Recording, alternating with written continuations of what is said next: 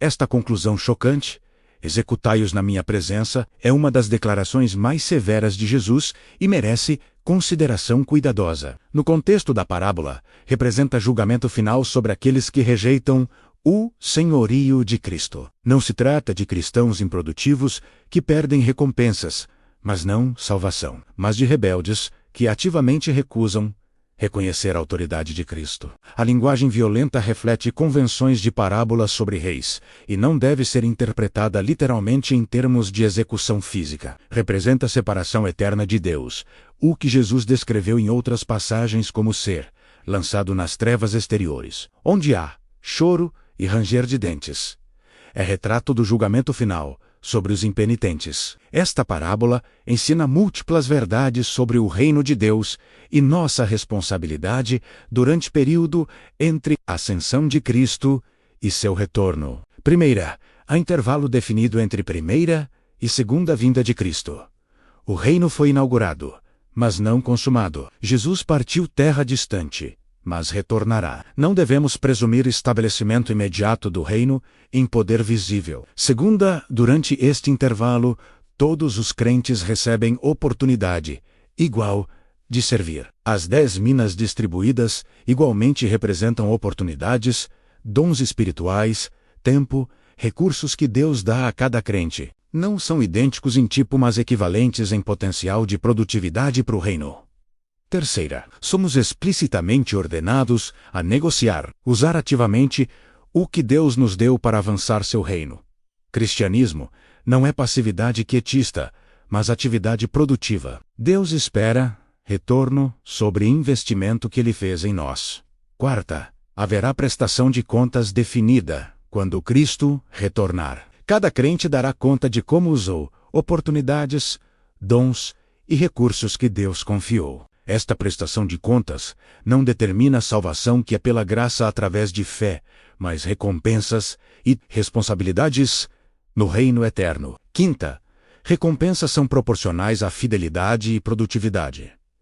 Não todos receberão recompensas idênticas. Alguns governarão 10 cidades, outros 5. Deus julga não por comparação com outros, mas por fidelidade ao que Ele especificamente confiou a cada pessoa. Sexta, negligência de responsabilidades resulta em perda severa. O servo que enterrou sua mina não apenas falhou em ganhar recompensa, perdeu até o que tinha. Oportunidades não usadas são oportunidades perdidas.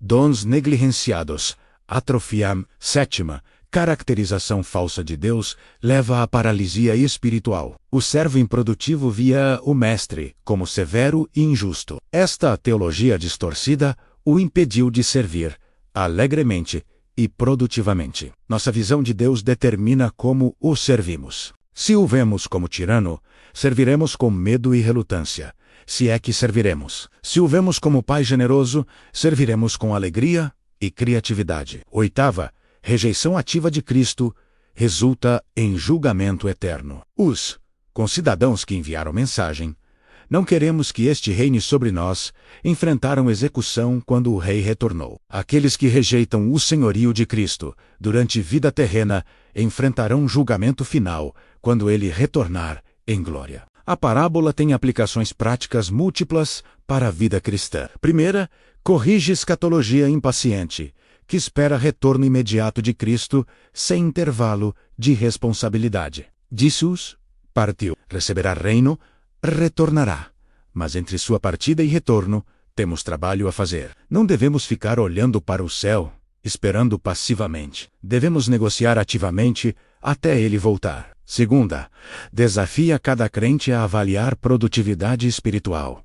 O que você fez com o que Deus lhe deu? Se você é cristão há 10 anos, a evidência de crescimento espiritual, fruto ministerial e impacto no reino? Ou você meramente guardou num lenço, frequentou igreja, manteve aparências, mas não produziu retorno real sobre o investimento de Deus em você? Terceira, oferece esperança de que fidelidade, não dotação inicial, determina resultado final. Todos os servos começaram com uma mina. A diferença estava em como usaram. Você pode sentir que tem dons limitados, oportunidades restritas, recursos modestos, mas se você usar fielmente o que tem, Deus o recompensará generosamente. Quarta, adverte contra a preguiça espiritual disfarçada de teologia. O servo improdutivo não admitiu preguiça. Ofereceu justificativa teológica, tinha medo porque é severo. Similarmente, podemos racionalizar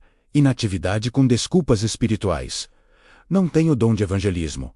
Não sou chamado para a liderança. Deus soberanamente faz sua obra, mas estas podem ser desculpas para a negligência. Quinta, prepara crentes para variação em recompensas eternas. Paulo ensinou que no julgamento do tribunal de Cristo, obras de crentes serão testadas, e alguns receberão recompensas, enquanto obras de outros serão queimadas, embora eles mesmos sejam salvos, como que, através do fogo, 1 Coríntios 3, versículos de 12 a 15, esta parábola ilustra esta verdade. Todos os servos do rei permanecem no reino, mas com responsabilidades variadas, baseadas em fidelidade. A parábola também tem dimensão evangelística. Os concidadãos que rejeitaram o rei representam não-crentes, que ativamente se opõem a Cristo. Sua oposição pode ser intelectual, rejeitando reivindicações de Cristo como falsas, moral recusando submeter-se a padrões éticos de Cristo, ou volitiva simplesmente não querendo que Cristo governe suas vidas. Mas o destino é claro. Quando Cristo retornar, aqueles que rejeitaram seu senhorio enfrentarão julgamento eterno. Não há neutralidade. Não há opção de simplesmente ignorar Cristo e viver vida autônoma. Ele é rei designado. A questão não é se ele reinará, mas se indivíduos escolherão submeter-se alegremente ou serem forçados eventualmente a reconhecer sua autoridade. Para crentes, a parábola é chamada urgente ação.